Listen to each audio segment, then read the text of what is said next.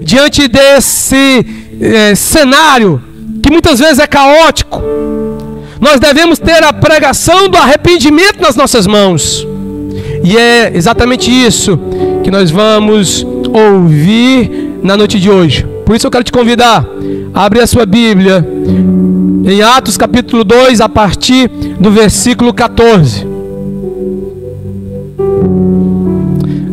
Diz assim a palavra do Senhor: Então Pedro levantou-se com os 11 e em alta voz dirigiu-se à multidão: Homens da Judeia e todos os que vivem em Jerusalém, deixe-me explicar-lhes isto. Ouçam com atenção. Estes homens não estão bêbados, como vocês supõem. Ainda são 9 horas da manhã. Pelo contrário, isso é o que foi predito pelo profeta Joel. Nos últimos dias, diz o Senhor, eu derramarei do meu espírito sobre todos os povos. Os seus filhos e as suas filhas profetizarão. Os jovens terão visões. Os velhos terão sonhos. Sobre os meus servos e as minhas servas derramarei do meu espírito naqueles dias, e eles profetizarão. Mostrarei maravilhas em cima no céu e sinais embaixo na terra: sangue, fogo e nuvens de fumaça. O sol se tornará em trevas e a lua em sangue, antes que venha o grande e glorioso dia do Senhor. E todo aquele que invocar o nome do Senhor será salvo. Repita, vamos ler juntos esse versículo, só o versículo 21. E todo aquele que invocar o nome do Senhor será salvo. Aleluia, meus irmãos. Quem estava pregando aquele sermão? Era Pedro. E quem era Pedro, meus irmãos? Um pescador, com suas diversas características pecaminosas. Pedro era meio bolado, Pedro era vaidoso, Pedro era muito sanguíneo, várias características pecaminosas. Pedro era aquele que negou Jesus por 3 vezes. Sabe, meus irmãos, Pedro vacilou. Não vacilou? Pedro vacilou feio com Jesus. Pedro viu tudo aquilo que Jesus tinha feito. Pedro andou com Jesus. Pedro contemplou os milagres que Jesus tinha feito. Mas em um momento, é verdade que Pedro, ele vacilou. Mas um belo dia, meus irmãos, o Espírito Santo de Deus foi derramado na vida daquele homem. E foi exatamente isso que fez toda a diferença na vida daquele servo. E talvez, meus irmãos, nós estejamos na presença de várias pessoas que talvez estejam do seu lado aí. Então eu quero pedir carinhosamente que você olhe com carinho, sem julgar o irmão. Olha para quem está do seu lado aí. Olha. Talvez você esteja do lado de algumas pessoas que em algum determinado momento da sua vida, eles também vacilaram com Deus. Talvez você esteja do lado dessa pessoa. Talvez você seja essa pessoa que em algum momento da vida vacilou com Deus, se acovardou, não fez aquilo que Deus te pediu para fazer, teve medo.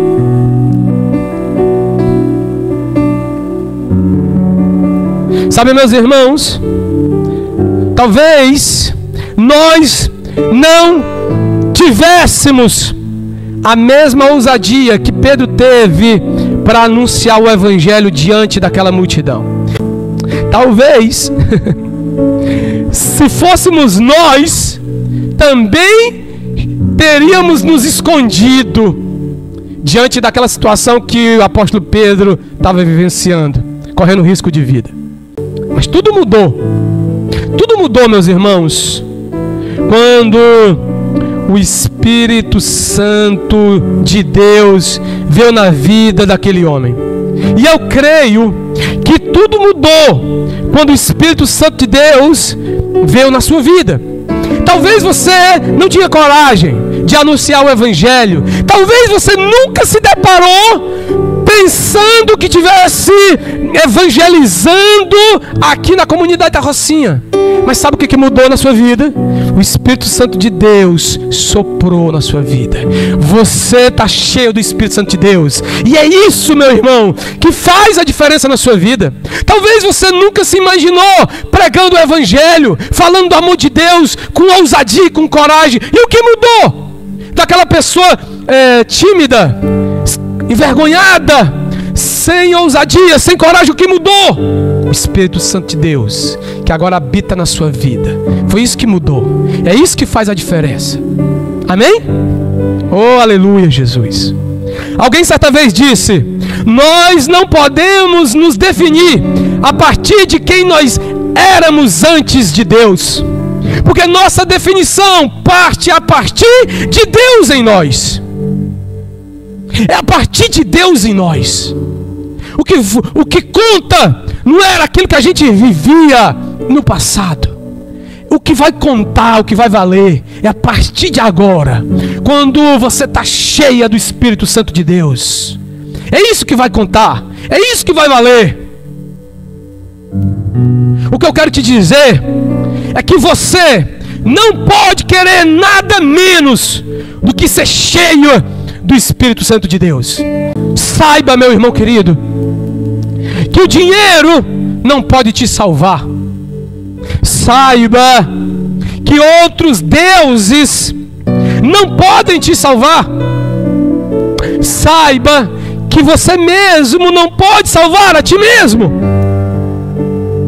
Mas Jesus está de braços abertos para quando você invocar o seu nome, Ele derramar sobre nós a sua salvação. Todo aquele que invocar o meu nome será salvo. Acabou-se. O Senhor está de braços abertos esperando que nós invoquemos o seu nome, com a certeza que se nós o invocarmos, nós somos salvos. Amém? Vamos continuar a leitura a partir do versículo 22 até o versículo 36. Diz assim: Israelitas, ouçam estas palavras. Jesus de Nazaré foi aprovado por Deus diante de vocês, por meio de milagres, maravilhas e sinais que Deus fez entre vocês por intermédio dele. Como vocês mesmos sabem, este homem lhe foi entregue por propósito determinado e preconhecimento de Deus. E vocês, com a ajuda de homens perversos, o mataram, pregando-o na cruz. Mas Deus o ressuscitou dos mortos, rompendo os laços da morte, porque era impossível que a morte o retivesse. A respeito dele, disse Davi: eu sempre via o Senhor diante de mim, porque Ele está à minha direita, não serei abalado. Por isso meu coração está alegre e a minha língua exulta. O meu corpo também repousará em esperança, porque tu não me abandonarás no sepulcro, nem permitirás que o teu santo sofra decomposição. Tu me fizestes conhecer os caminhos da vida e me encherás de alegria na tua presença. Irmãos, posso dizer-lhes com franqueza que o patriarca Davi morreu e foi sepultado, e o seu túmulo está entre nós até o dia de hoje. Mas ele era profeta e sabia que Deus lhe prometera sobre juramento que colocaria um dos seus descendentes em seu trono. Prevendo isso, falou da ressurreição do Cristo, que não foi abandonado no sepulcro e cujo corpo não sofreu decomposição. Deus ressuscitou este Jesus e todos nós somos testemunhas deste fato. exaltado à direita de Deus. Ele recebeu do Pai o Espírito Santo prometido e derramou o que vocês agora veem e ouvem. Pois Davi não subiu ao céu, mas ele mesmo declarou: o Senhor disse ao meu Senhor: senta-te à minha direita, até que eu ponha os teus inimigos como estrado para os teus pés. Portanto, que todo Israel fique certo disso: este Jesus, a quem vocês crucificaram, Deus o fez Senhor e Cristo, meus irmãos. Aleluia! Vamos aplaudir mais uma vez o nome do Senhor. Rapaz, isso me empolga demais. Pedro, meus irmãos, esboça o Evangelho. E ele começa falando acerca das provas visíveis de quem é Jesus.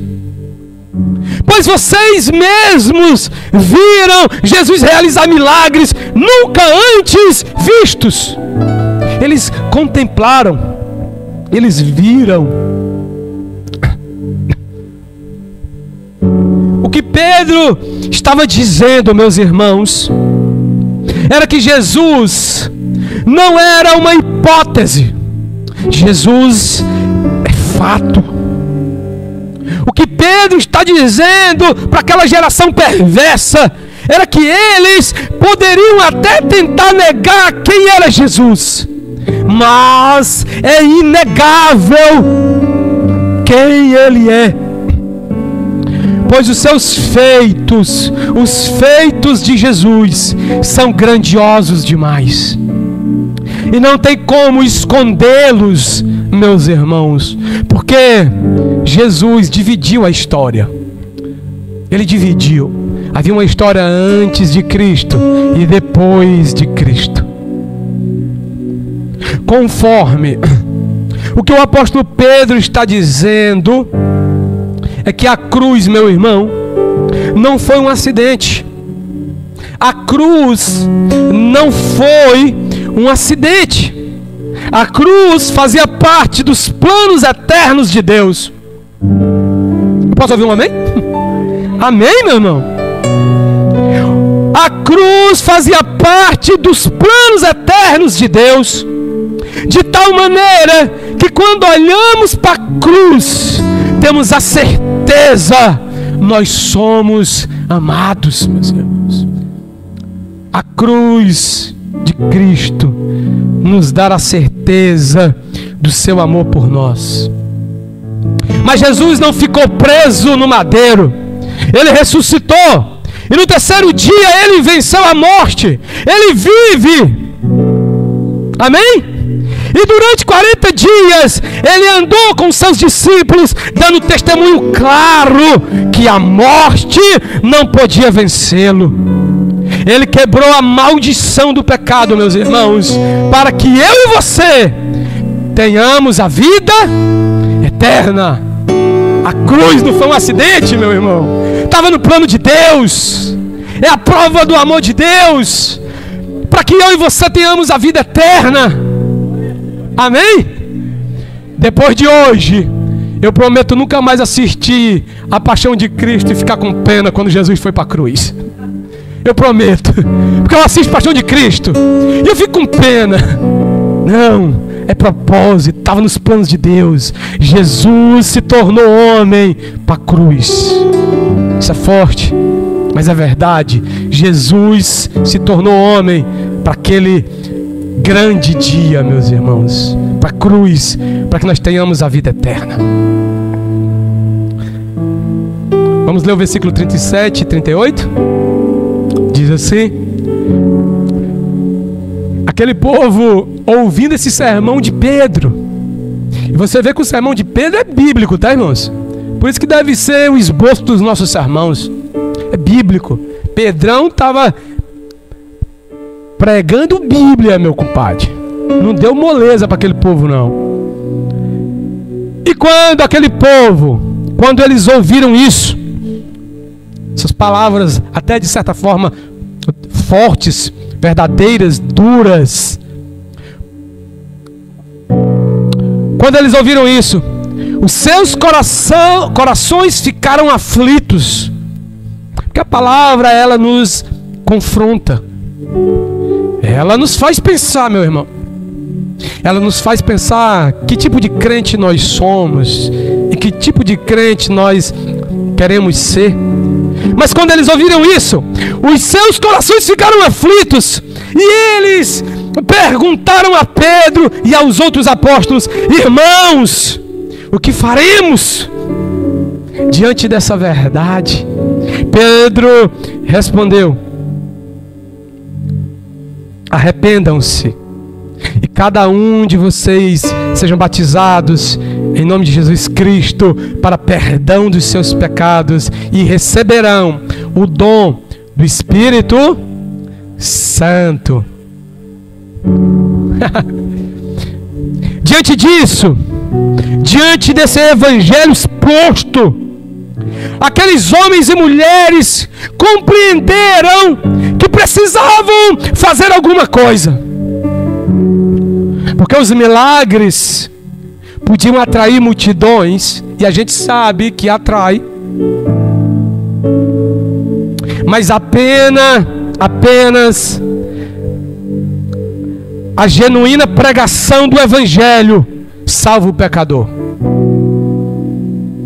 Apenas a genuína pregação do evangelho salva o pecador. E diante desta realidade, eles perguntaram a Pedro o que fazer.